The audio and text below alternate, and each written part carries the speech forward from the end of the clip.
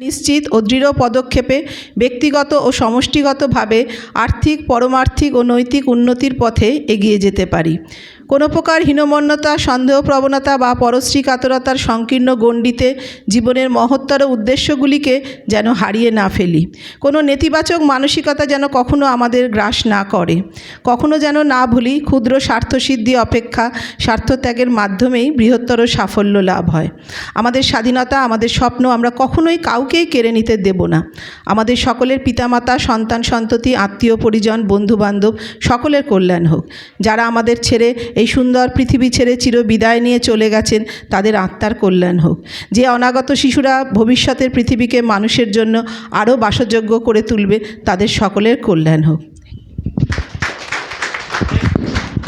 এই প্রোগ্রামটা চলবে, তা প্রথমেই যাদেরকে ডেকে নেব, মানে যাদের ছত্রছায়ায় আজকে এই প্রোগ্রামটা হচ্ছে, যে শ্রী দুর্গাশঙ্কর বন্দ্যোপাধ্যায় ও কৃষ্ণা বন্দ্যোপাধ্যায়, তো ওনাদের সম্পর্কে কিছু কথা একটু বলে নিই।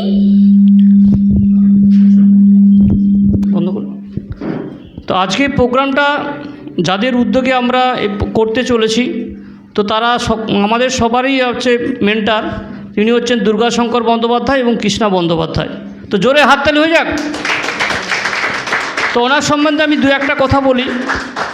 উনি ছিলেন ওয়েস্ট বেঙ্গল গভর্নমেন্টের গ্র্যাজুয়েটেড অফিসার, ফিশারি ডিপার্টমেন্টে চাকরি করতেন।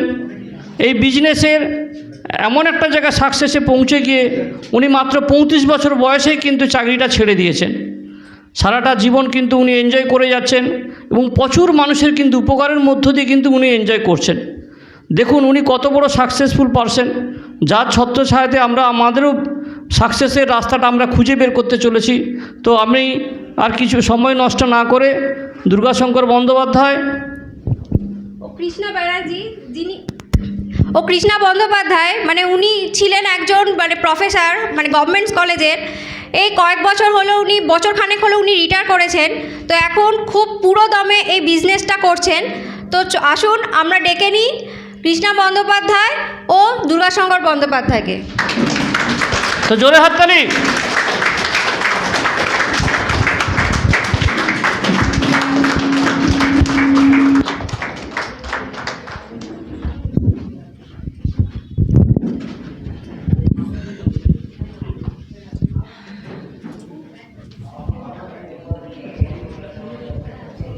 Good evening. Good evening. Good afternoon.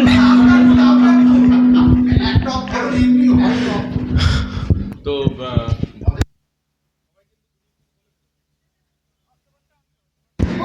Hello, আমি এমনি বলি।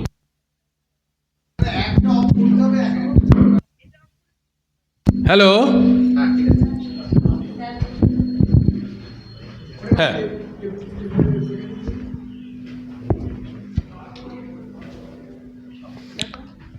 তো সবাই আসেনি কেন?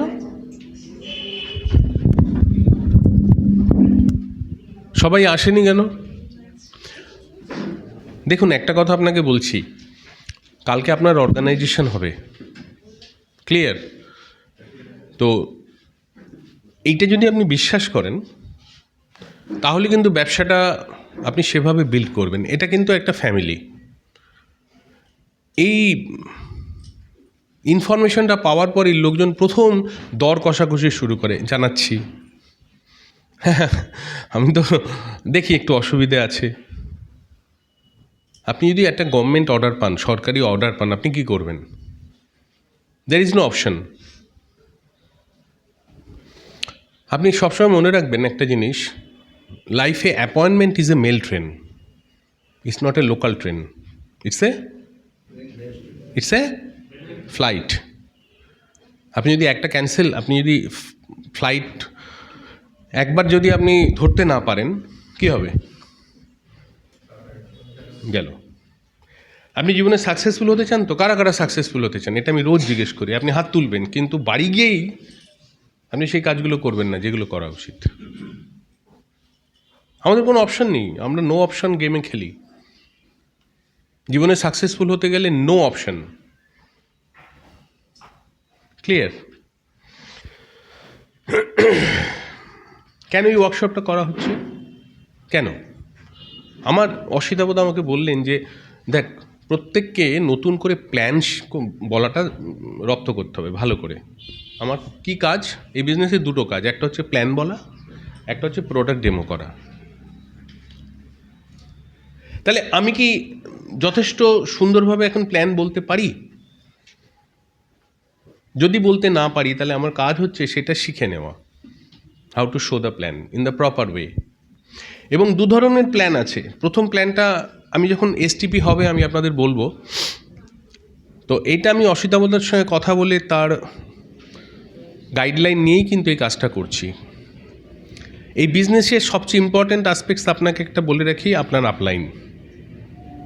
আপনি তার সঙ্গে রেগুলার কাউন্সেলিংয়ে যদি থাকেন, তার কথা যদি শোনেন, ইউ উইল বি সাকসেসফুল। আর বাকিটা যদি আপনি না করেন,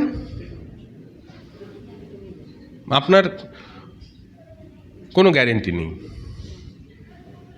এই ব্যবসাটা আমরা করি কিভাবে? আবারও বলছি আপনাকে, এমন ব্যবসা দুভাবে করা যায়। আমরা একভাবে করি, কান্তিগালা, তীর্থঙ্কর দত্ত, অসিতাভ দত্ত যা শেখায় আমরা সেভাবে করি। পাক্কা? যেটা শিখে এসছি আমরা সেভাবে করি, সেভাবে করব। বাকি বহু লোক আছে অন্যভাবে ব্যবসাটা করে, সেদিকে তাকাবেন না, জীবনে তাকাবেন না। এই ব্যবসাটা কিভাবে করতে হয় সেই জন্যে আজকে ওয়ার্কশপ। আপনার সেলফ ডেভেলপমেন্ট যদি হয়, যদি পার্সোনাল গ্রোথ হয়, সেলফ ডেভেলপমেন্ট হয়, ব্যবসা অটোমেটিক। মনে করুন আপনি গান শিখতে গেছেন, প্রথমে আপনাকে সরগম শেখাবে। আপনি ক্রিকেট খেলতে গেছেন, প্রথমে আপনাকে দৌড় করাবে তো। এই ব্যবসাতেও কিন্তু প্রথমে আপনাকে এই জিনিসগুলো শিখতে হবে। তার মধ্যে কি কি? ড্রেস কোড, নিয়মানুবর্তিতা মানে পাংচুয়ালিটি, অ্যাকাউন্টেবিলিটি, কথা দিয়ে কথার দাম। আমরা 12টায় শুরু করব বলেছিলাম, সবাই চলে এসছে 12টায়, অনেক লোক আসেনি। কেন আসেনি? একটু আগের ট্রেনে বেরোনোর ব্যাপারটাকে ফোরগো করেছে। ঠিক আছে, এসে কিন্তু বলবে আর ট্রেনের যা গন্ডগোল, আর বলো না এই। সো আমরা শিখতে এসেছি এখানে, সেই জন্যে বাইরের আকর্ষণটা আজকে নয়। আমরা এখানে বসে বসে শিখবো কী করে প্ল্যান দেখাতে হয়, কী করে প্রোডাক্ট বলতে হয়, কী করে কী করতে হয়। এগুলো শিখে কাল থেকে আমরা সেগুলো অ্যাপ্লাই করব। পাক্কা? Over two. আমার টাইম আছে না? সবটাই জিরো হয়ে গেছে। ওই প্রেয়ারের টাইমটা অ্যাড হয়ে গেছে। টোটালটা জিরো হয়ে গেছে। না প্রেয়ারের টাইম আছে এখানে। Good afternoon. প্রথমেই ঈশ্বরকে ধন্যবাদ জানাই, আর ধন্যবাদ জানাই, আমাদের প্রণাম জানাই আমাদের মেন্টার অসিতাবদা সেতাদিকে। কেন? দেখুন, আজকের দিনে না ভালো থাকাটা, আমি জানি না, মানে ভালো না থাকার প্রচুর উপাদান চতুর্দিকে, কিন্তু এই প্ল্যাটফর্মটা আমাকে শেখায় প্রতি মুহূর্তে যে শারীরিক, মানসিক, আর্থিক এবং আধ্যাত্মিকভাবে কি করে ভালো থাকা যায়, যেটা এই মুহূর্তে ভীষণ ইম্পর্ট্যান্ট। আরেকটা কথা বলি, যে যেটা দুর্গা বলছিল যে এই বিজনেসটা কেন করি না, সেটা একটা কথায়, একটা প্ল্যানে, একটা মিটিং থেকে বোঝানো অসম্ভব ব্যাপার। এই বিজনেসটা বিজনেস না, এটা একটা জীবনের ফিলোসফি। অন্য মাল্টিলেভেল মার্কেটিংয়ের সঙ্গে মেলালে চলবে না, এটা উপলব্ধি করতে হয়। এবং সেই উপলব্ধি গত 1 বছরে আমি সাংঘাতিকভাবে করেছি। তো আমি 1 বছর হলো রিটায়ার করেছি। এটা অনেকে আমাকে মনে করিয়ে দেয়, কিন্তু আমি সবসময় সেটা ভুলে যাই। কারণ কি, আমি আরও ভালো আছি আগের থেকে, সব দিক থেকে ভালো আছি।